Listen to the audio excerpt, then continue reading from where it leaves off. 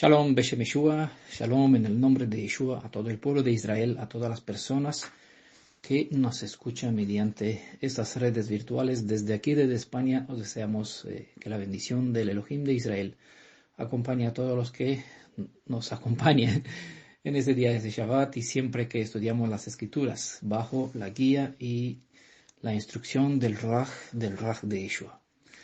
Hoy continuamos con la serie Profecías al Día, con el libro de Oseas, y vamos por el capítulo 3. ¿Vale? Aunque este capítulo solo tiene 5 versos, que deberían ser nada fácil de presentar, y seguramente otras personas pues lo pueden presentar en 10 minutitos, me voy a limitar solamente a comentar sobre el verso 1. ¿Vale? Vamos a continuar con todos los demás versos en una otra ocasión. Vale. El capítulo, llamé esta presentación de este capítulo Adonai compró una ramera. ¿Vale? Obviamente supongo que han escuchado o han estudiado el capítulo 1, la explicación del capítulo 2, es decir, todos los audios anteriores a esta presentación, y ya saben que desde el principio, desde el capítulo 1, el profeta Oseas es un símbolo para describir a Adonai y su mujer, o la mujer que él tomó como esposa, un símbolo de Israel. ¿Vale? Israel, que a su vez pues, fue dividida en 2 reinos.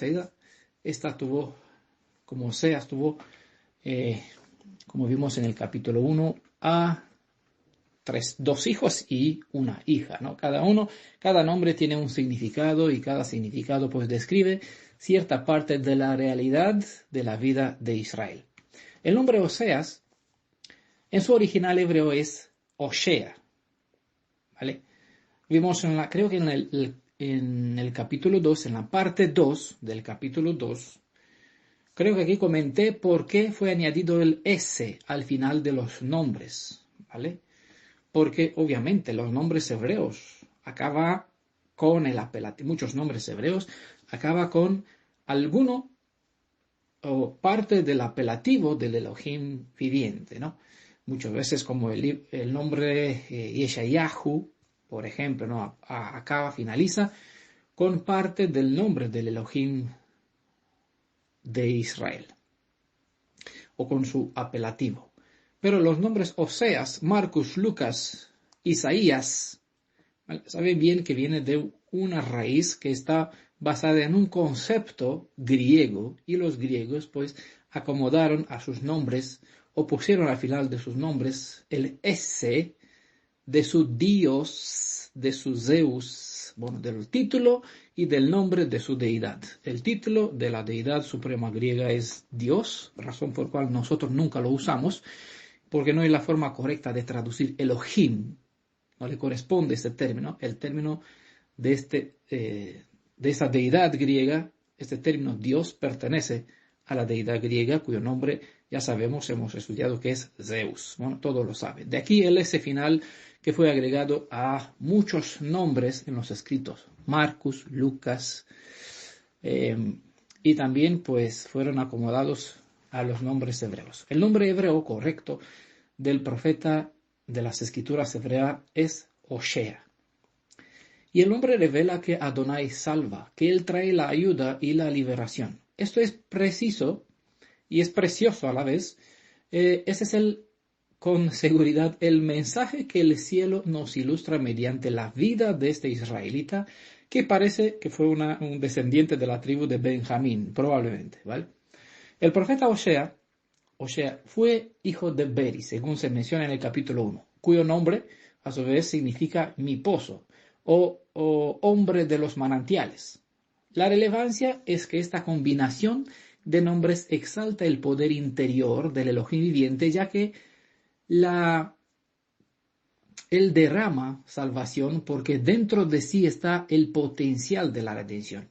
Él es la fuente de la salvación, como hemos visto en un otro estudio sobre el día 8 de la fiesta de Sukkot, ¿vale? Cuando Yeshua se puso de pie y clamó, yo soy la fuente de agua viva, yo soy la luz, ¿no?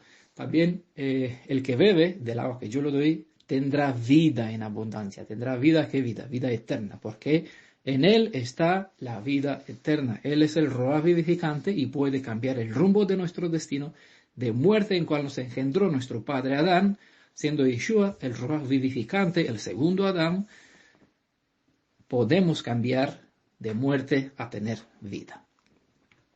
Osea fue el profeta que más entendió mediante su propia experiencia cómo eran los sentimientos del Elohim de Israel hacia su pueblo, quien, por comparación, vimos que en este caso se presenta como esposa suya, símbolo de Gomer, esposa de Osea. Ya que Osea tuvo que casarse con una mujer que le fue infiel y lo abandonó del mismo modo como Israel hizo con Adonai. Esta experiencia tan difícil y triste lo llevó a entender cómo se siente, cómo se sintió Elohim cuando la gente lo rechaza y no lo ama. De esta manera, Osea sintió la misma compasión que Adonai sentía por su pueblo. El mensaje principal de todo el libro de Osea deja claro que a pesar de que Israel ha sido infiel a su Elohim, a su Ish, a su esposo, él jamás ha dejado de amar a Israel. Vale, vamos a hacer lectura de todos los 5 versos. Aunque solo nos dedicamos al primer verso, pues vamos a continuar con los demás en otra ocasión. ¿Vale? Pero aquí para obtener la idea general. Oseas capítulo 3 tiene solo 5 versos. Adonai me dijo, ve otra vez y ama una mujer que ama a otro y comete adulterio. Y aquí vemos la comparación siempre como ama Adonai a los hijos de Israel, ¿no? Ve otra vez, ama a una mujer como ama Adonai a los hijos de Israel. ¿Qué hacía esta mujer? Ama a otro, comete adulterio. Bueno, de aquí la comparación, mientras ellos se vuelven a otros Elohim y gustan de las tortas de uva. Y me la compré por 15 siclos de plata y carga y media de cebada. Verso 3, y le dije, durante muchos días te me quedarás quieta sin prostituirte ni ser de ningún hombre, y yo haré lo mismo contigo. Verso 4, porque durante muchos días se quedarán los hijos de Israel sin rey, ni príncipe, ni sacrificio, ni estela, ni efod, ni terafim. Verso 5, después volverán los hijos de Israel, buscarán a Adonai su Elohim y a David su rey, y acudirán con temor a Adonai y a sus bienes en los días venideros. ¿Vale? Eso es todo el capítulo 5. Pues obviamente es algo muy cortito. Hay razón en otros capítulos bastante largos que hemos dividido en varias secciones. Pues siendo corto, deberíamos presentarlo de un golpe, pero tiene bastantes ideas y temo que se pierden el significado y el tiempo tampoco me permite para indagar más. Así que solamente nos quedamos con el verso 1. Como de costumbre, vamos verso por verso, idea por idea, hasta entender la hermosura del mensaje de la restauración de la identidad de la nación hebreo-israelita. Verso 1, ¿vale? Dice, Adonai me dijo, ve otra vez, ¿para hacer qué? Amar una mujer. ¿Qué amar? ¿Qué mujer? Pues una mujer que ama a otro. ¿Qué significa esto? Es lo que dice el texto. Y comete adulterio, obviamente, ¿no? Porque si está unida, ama a otro, comete adulterio. Como ama Adonai a los hijos de Israel. Aquí entendemos el paralelo, la comparación entre la vida del profeta que sirve como plataforma para presentar una realidad espiritual, como siempre lo vemos en las profecías al día, como lo vemos en la profecía de Zacarías, también lo vemos aquí en la vida de Oseas. Siempre Elohim revela parte literal para transmitir o usa esto como plataforma de lanzamiento para que dirijamos nuestra mirada hacia una realidad espiritual. Entonces, aprovecha la vida, la situación del profeta para que así pueda compartir una enseñanza sobre una realidad espiritual que por la mayoría de las ocasiones la gente no se percata, no se fijan en eso, simplemente pues vive con los ojos terrenales, ¿ya? Según está hablando Shaul, ¿no? Hay ojos espirituales, hay ojos terrenales. Con los ojos de la carne, pues no vemos, no entendemos la cosa del espíritu.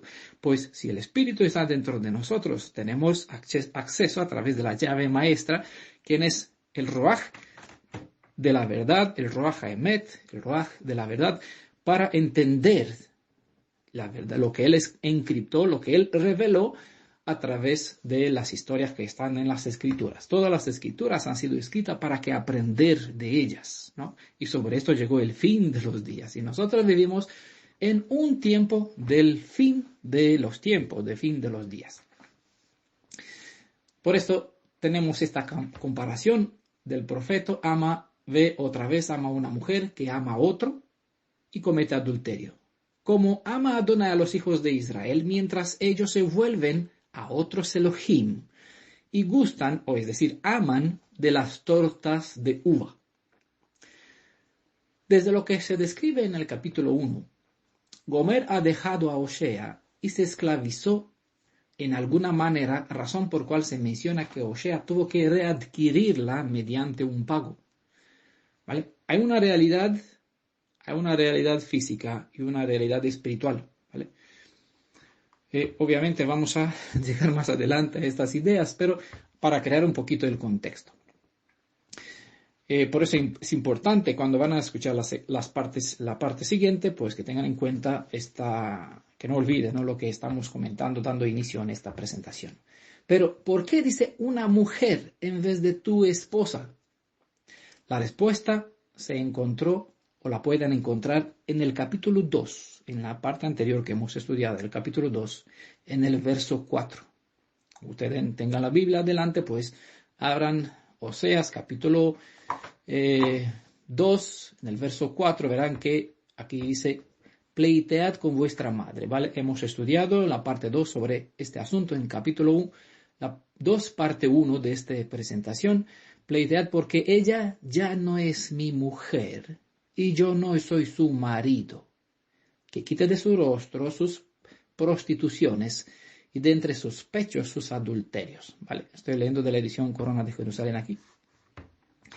Bueno, no sabe que de costumbre, pues voy a hacer mención de varias citas. Ustedes, para ahorrar tiempo, abran la Biblia, pongan pausa en el audio y puedan leer detenidamente las escrituras que estoy indicando. ¿Por qué dice mujer en lugar de tu esposa? Pues bueno, aquí tienen la respuesta, saben por qué. Si tuvieron en cuenta la explicación del capítulo 2, ya sabrán, tienen más el contexto. Por su manera de obrar, Gomer ya no tiene derecho a ser su esposa. ¿Vale? Entendamos, siempre hay que tener en cuenta, estamos hablando de Gomer, hablamos de Israel, estamos hablando del profeta Osea, estamos hablando de Elohim. Trate de entender el sentimiento del profeta para que pueda comprender a la de Elohim. Así no hará falta que me repita siempre diciendo, mira, este es aquel es aquel, eso se refiere a tal. ¿No? Entiendan el lenguaje literal y comprendan el lenguaje espiritual o la referencia espiritual. Por su manera de obrar, Gomer ya no tiene derecho a ser su esposa y por lo tanto el pueblo de Israel ya no tiene derecho con su Elohim. Al llegar a Israel a ser no pueblo mío, ¿recuerdan esto? Capítulo 1, ¿verdad? Capítulo 2, hemos visto cómo hay las dos partes, que hay maldición y hay maldición y hay bendición. Hay Israel y Israel, ¿no? Y vimos cómo puede cambiar la suerte de uno y cuál es el método que Elohim hará y cómo se tiene que disponer uno para que entre en la condición, para que ser, en lugar de diseminado, sembrado entre las naciones, que vuelva a ser sembrado en la tierra y denlo a mí en a mí, ¿no? Eso así como el Israel llegó a ser no esposa, es decir, no pueblo. No pueblo es porque uno no tiene intimidad.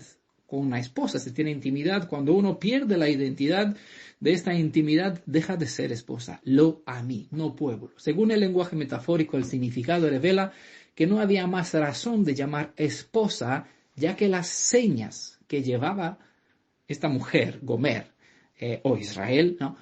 La calificaban como una ramera, y no cualquiera, sino una bien descarada.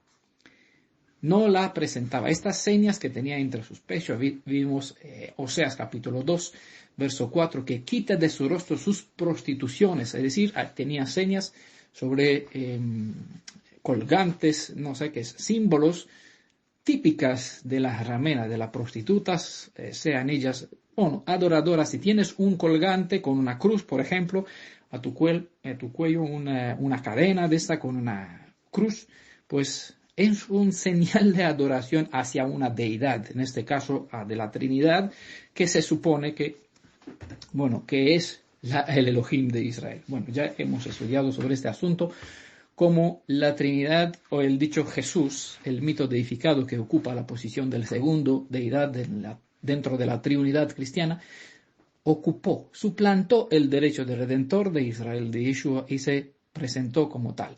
Entonces, ya sabemos que en realidad el culto que se dedica a Jesús pertenece a Tamuz, ¿vale? Una antigua deidad, un mito deificado cananeo, muy antiguo, que nuestros padres, nuestro pueblo, pues en tiempos ajenos también, lejanos, también lo veneraron. Por sus prácticas, Gomer prácticamente se situó en la posición de declarar que la unión o el compromiso matrimonial se disolvió, aunque literalmente o efectivamente eso no tuvo lugar. ¿Vale? Vamos a ver más adelante este detalle. Pero con su práctica, ella se declaró o se situó en la posición de no ser declarada más mujer casada, más esposa, sino una ramera. Por eso es llamada aquí, ve y ama una mujer. Comete adulterio, dice entre los detalles. Se refiere al hecho que mientras Gomer estaba casada con Oshea, ella se fue a unirse a un otro hombre, amante, pertenecer a un amante o pertenecer a otro. Adúltera significa que ella estaba casada con un hombre mientras tenía relación sexual con otro. En los principios de nuestra fe se enseña que las relaciones sexuales solo están permitidas dentro de la unión matrimonial. Cuando se consume un acto sexual dentro de nuestros valores, se consideran que las dos partes llegaron a ser una sola carne, es decir, que se fusionaron en un matrimonio, o se pueden presentar de esta forma. La expresión una carne se refiere a la unidad sexual, pero también a la profunda unidad espiritual entre el esposo y la esposa en el matrimonio. Esas dos cosas van juntas. El sexo es para el matrimonio y el matrimonio es para el sexo. Al practicar el acto sexual antes del matrimonio, este es llamado infidelidad. Y si una o las dos partes ya están unidas en algún matrimonio, eso es adulterio. Cuando por medio hay un voto de noviazgo previo al matrimonio y las dos partes tienen intimidad sexual antes de que se efectúe el matrimonio, o alguna de las partes tienen intimidad con otra persona mientras está comprometida, este es llamado fornicación. Las Escrituras enseñan claramente que el sexo antes del matrimonio es un pecado. Y Yeshua nos da una lista de pecados en Marcos, con el S al final, capítulo 7, verso 20 y al 23.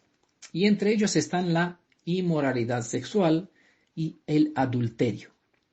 Hay que entender que la inmoralidad sexual no es adulterio. La inmoralidad sexual se refiere, entre otras cosas, al sexo antes del matrimonio. Pero bueno, sabemos que ni los fornicarios ni los adulterios tendrán herencia en el reino de los redimidos de Israel. Eso pueden leerlo bien en 1 Corintios, capítulo 6, verso 9, también el verso 10. ¿El sexo antes del matrimonio es sexualmente inmoral? La respuesta clara es sí. Y eso lo declara bien Shaul en 1 Corintios, capítulo 7, verso 2. Dice, pero a causa de las fornicaciones, cada uno tenga su propia mujer y cada una tenga su propio marido. Shaul declara que el matrimonio es la cura para la inmoralidad sexual. Shaul está diciendo que debido a que hay gente que no puede controlarse a sí misma, tantos están teniendo sexo inmoral fuera del matrimonio, la gente debería casarse. Entonces puede cumplir sus pasiones de una manera moral. Todos los versículos de la Biblia que concuerdan entre sí, es decir, sobre este tema, declaran la inmoralidad sexual como pecaminosa. También condenan el sexo antes del matrimonio como pecaminoso.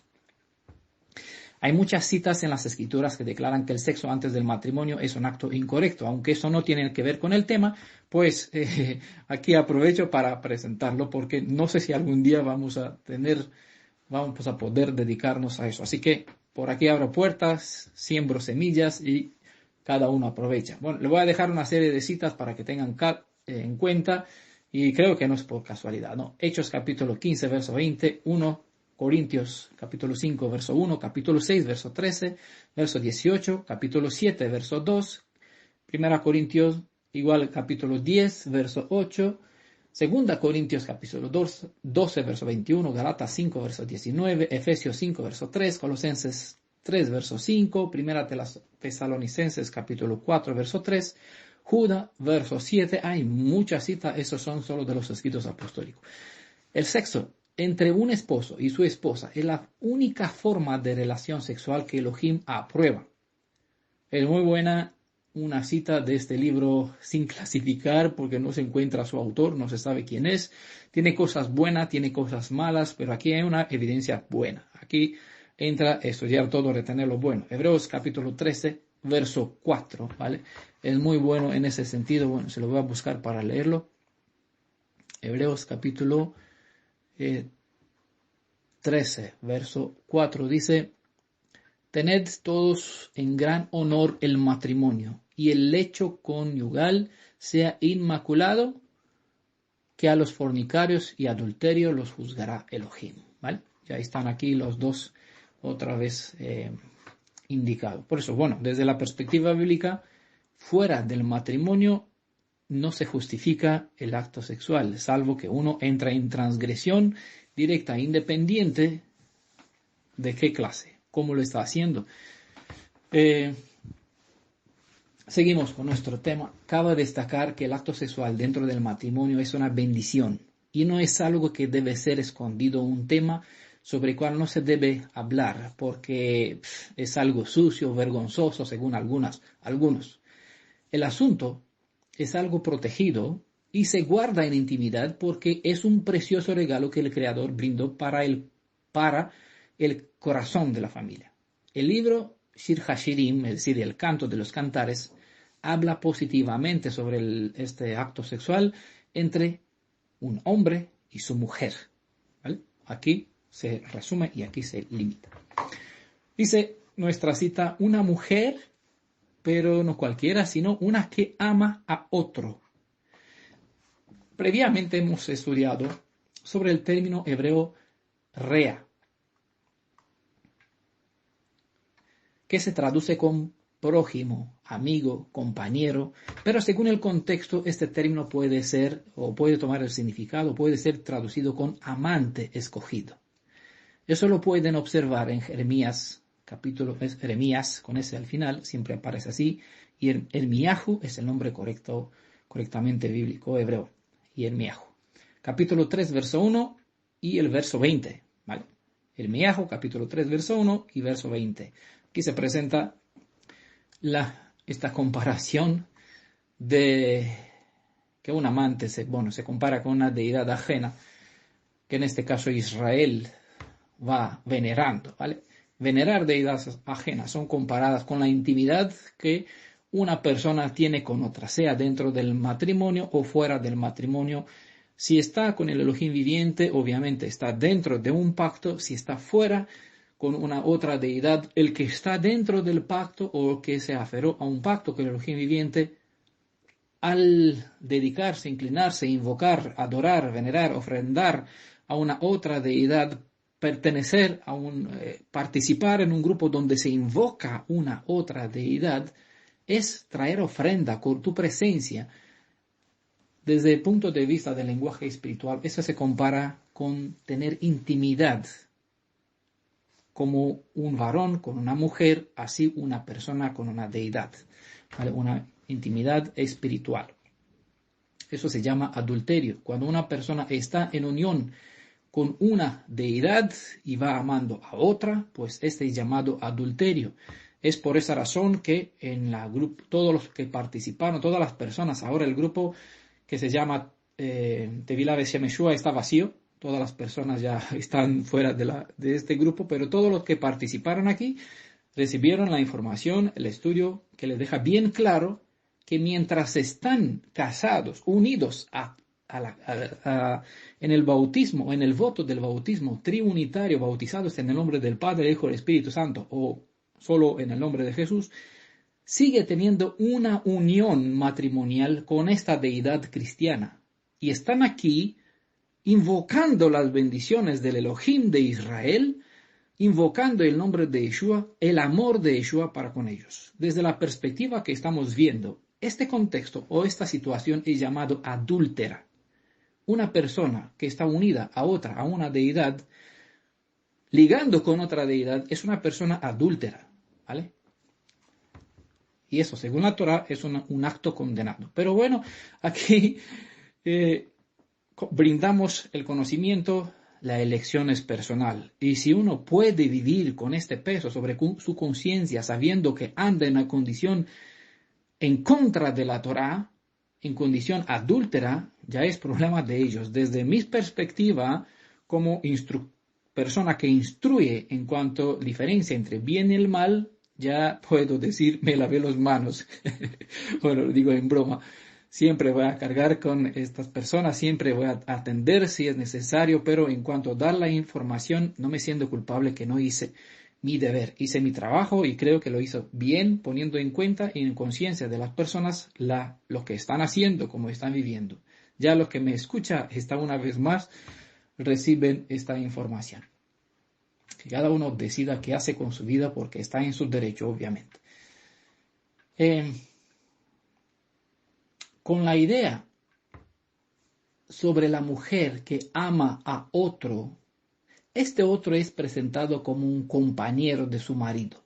El mensaje se entiende mejor en su contexto, donde este otro amado es descrito como una deidad ajena al Elohim de Israel.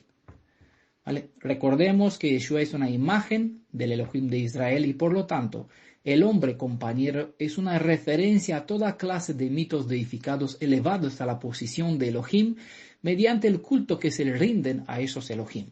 Elohim no tiene compañeros, ¿vale? No hay otros Elohim, ¿vale?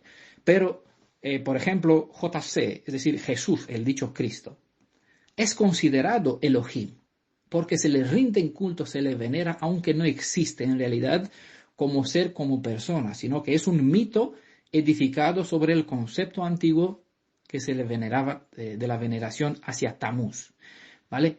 Eso es lo que hay. Pero el cristianismo le rinde en culto como si fueran deidad, ¿vale? Por eso aparece aquí esta comparación en la cita de, otra vez, ama a una mujer que ama a otro hombre, ¿vale? ¿Cómo? Como Adonai a los hijos de Israel. Adonai es como Osea, que tiene que amar de nuevo. Adonai tiene que amar de nuevo a los hijos de Israel. ¿Qué hacen los hijos de Israel? Están amando como Gomer, una mujer que ama a un otro. ¿Quién es este otro? Pues otros Elohim. Elohim está en plural, aquí aparece otros Elohim, porque hay multitud. Nuestro pueblo no solo adoró una deidad, ya vimos que no es comparado con una mera ramera. En las escrituras Israel, Efraín, y la casa de Judá también, porque la casa de Judá es presentada peor que la casa de Efraín, ¿no? Pero ¿cómo está descrito? Como una ramera, pero ¿por qué descarada? Porque por lo general a las rameras van las personas para acostarse con ella y a cambio le da un presente, le da un dinero, le trae un cabrito, como hizo Judá, un cabrito. Israel no estaba así. Ellas tomaban presentes, dinero, y pagaban a los demás para que les traigan a estas deidades ajenas, para que le puedan. Por eso es descarada. Se compara madre de las rameras. Sodoma y Gomorra son rameras. Babilonia es ramera. Israel es llamado madre de rameras. ¿Por qué? Porque es peor que todas. En ese sentido, eso. Y aquí dice, ama una mujer que ama a otro, ¿vale? Mientras ellos se vuelven a otros Elohim y gastan o gustan, aman sus tortas. Es decir, ¿qué es lo que aman a ellos? Pues las ofrendas, cómo muestran amor hacia ellos, mediante las ofrendas que están brindando a estas deidades.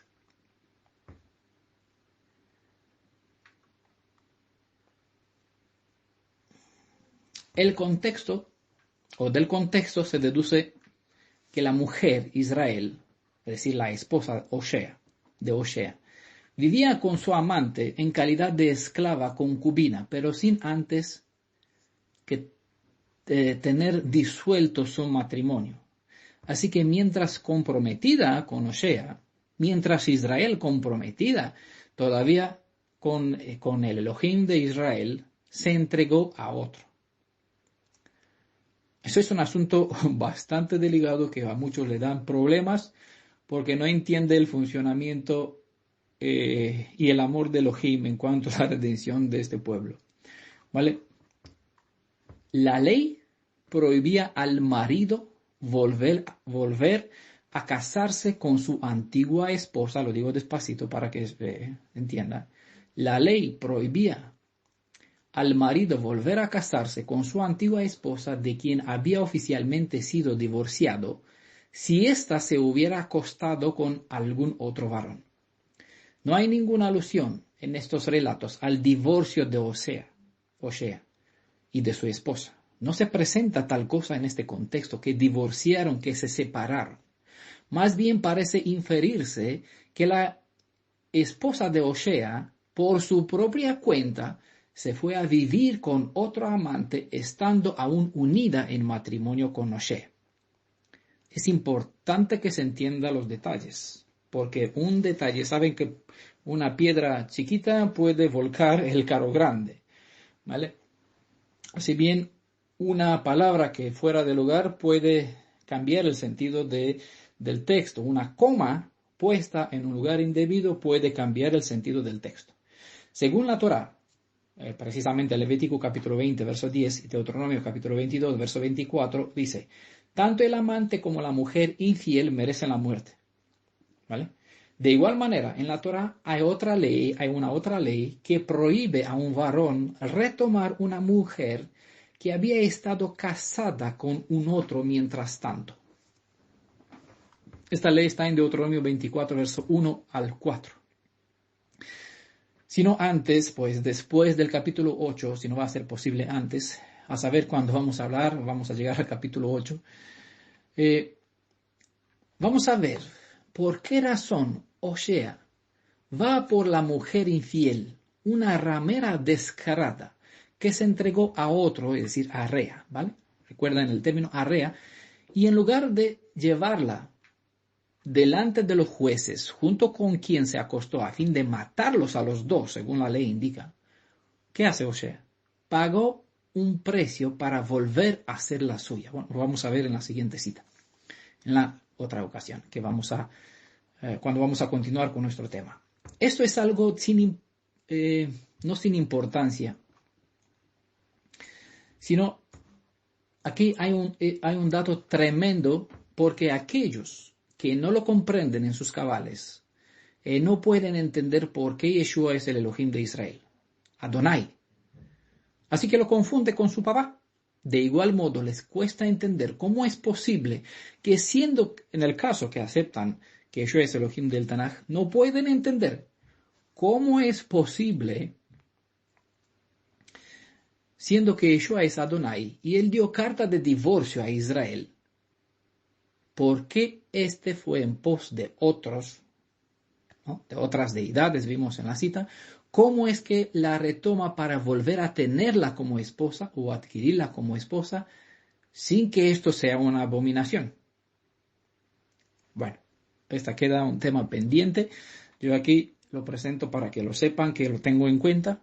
No es algo que tenemos que conocer también para encajar todas las piezas y por desgracia, lastimosamente, las personas que tienen estas dudas, a no tener confianza en el conocimiento que Elohim nos brindó aquí en esta comunidad, mediante este servidor, pues obviamente no va a tener el conocimiento de lo que para ellos son dudas y cabos sueltos. Para mí no hay dudas, no hay cabos sueltos en lo que estoy compartiendo sobre la identidad del Elohim de Israel. Pero las personas que no tienen confianza, obviamente van a seguir con ella, no van a saber la explicación de sus dudas. Pero los que siguen permaneciendo en la comunidad van a tener las respuestas y van a servir en un cierto momento para mostrar a estas personas que ahora niegan, incluso se han vuelto en contra, para que les sirva como testimonio de su equivocación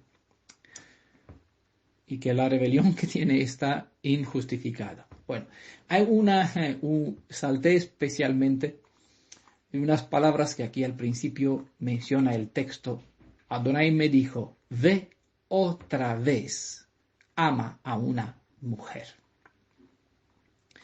Lo dejé aquí para la parte final. La idea ve de nuevo o ve otra vez es porque Adonai instó al profeta a buscar amar a una mujer, ¿vale? ¿Recuerdan lo que estudiaron en el capítulo 1, verso 2? Vale, ya que yo tengo aquí el esfuerzo, lo voy a leer. A ver si puedo. Oseas capítulo 1, verso 2 dice, dijo Adonai a Osea, ve, tómate una mujer. ¿Vale?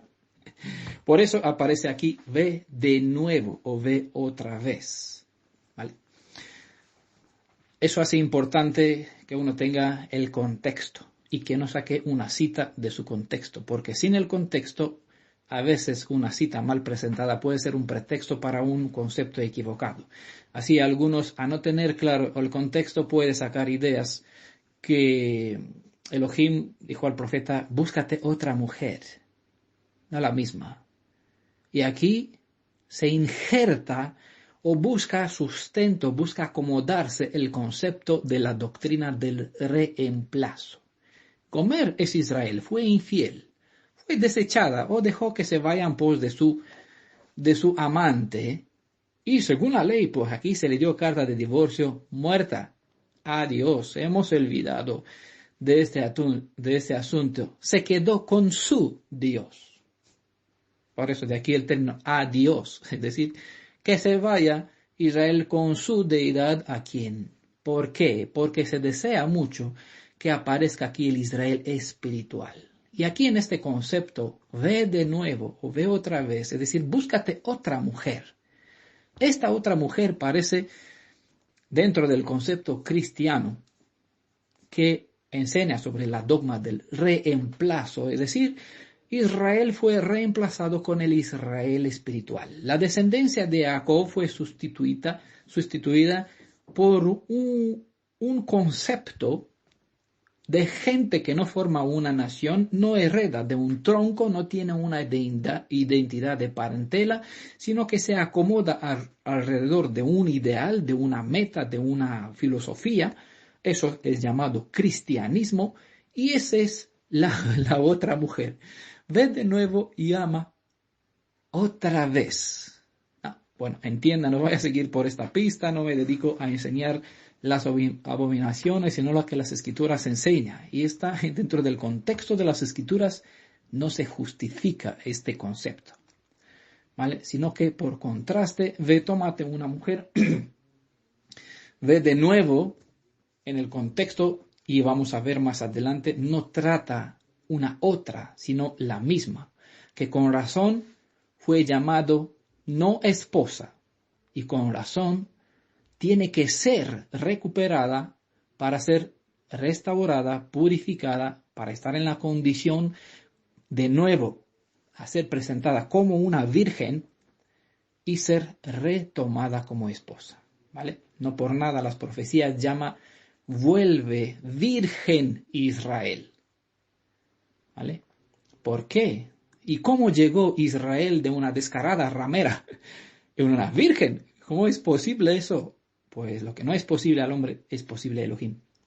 Por eso estamos estudiando profecías por profecías, texto por texto al día, ¿vale? Para entender cómo Elohim nos mostró desde el pasado lo que está haciendo en el presente y cómo algo que perdió su identidad vuelve en la condición de santidad, ¿vale? Bueno, unos datos más y aquí cerramos esta parte. Es importante evidenciar que en el capítulo 1, verso 2, dice, ve, toma. Mientras que en el capítulo 3, verso 1, dice, ve, ama.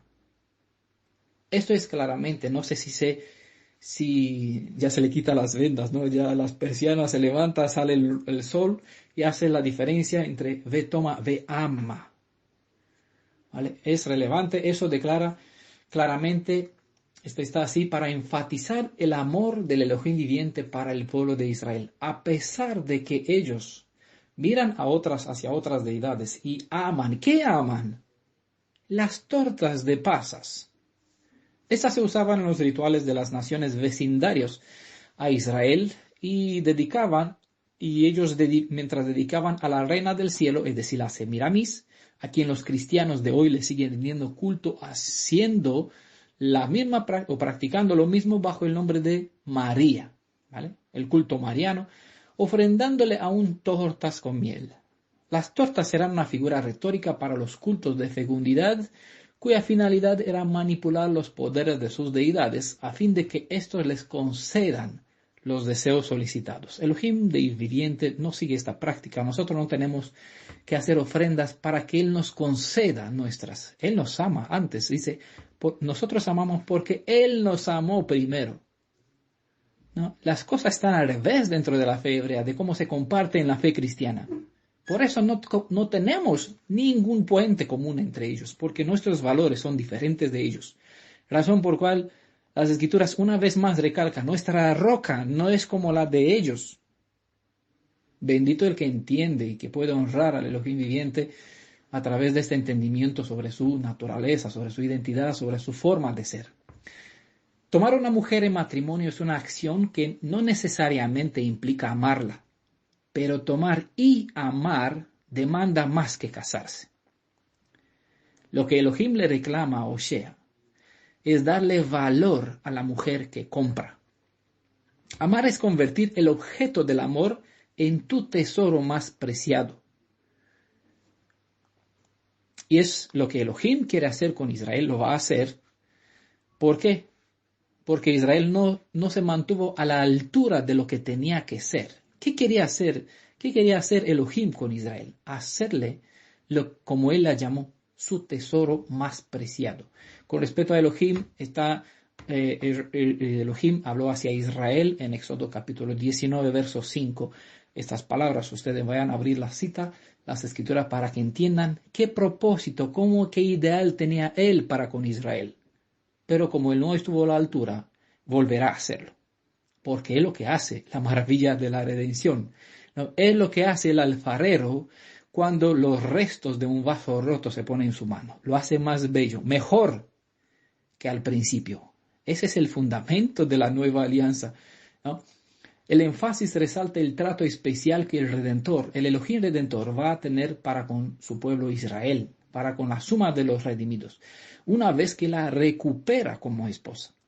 Lo que no se logró al principio se reforzará con aquellos que entrarán en lo que llamamos la segunda alianza. Se puede entrever poco sobre la segunda alianza en el mandato ve, de nuevo, toma y ama. Eso es maravilloso, impresionante sobre el carácter del Elohim de Israel. Porque aquí vemos a Osea, pero mediante los mandatos que él da para Oseas, él se explica, se refleja, es decir, abre el corazón para que podamos ver dentro de sí. Bueno, voy a cerrar con una cita más. Proverbios capítulo 6, verso 32 dice, el que comete adulterio no tiene entendimiento. ¿Qué está haciendo? En realidad, dice la cita, destruye su alma el que lo hace. Así que, bueno, aprendamos, porque por algo tenemos estas escrituras para aprender de ella. Aquí estudiamos el bien y el mal, elegimos el bien para no repetir el mal y así no soportar las consecuencias que nuestros padres sufrieron y nosotros somos causas o vivimos en las consecuencias de lo que ellos hicieron. Aquí esperamos todo este momento de la redención cuando pues todos aquellos que fueron comprados porque Él nos amó una vez más de nuevo, podamos ser reunidos a poder entrar en este privilegio de volver a ser suyos, de ser de nuevo su pueblo para siempre jamás. Bueno, espero que me acompañen en esta cita. Creo que le desperté interés para los que no escucharon parte 1, capítulo 2, las 3 partes del capítulo 2. Y espero que puedan tener interés suficiente para que me sigan acompañando en este tema bajo la guía y la bendición del Ruaj, según Él nos quiere dar entendimiento para aprovechar, ¿no?, de lo que se transmitió, de lo que se escribió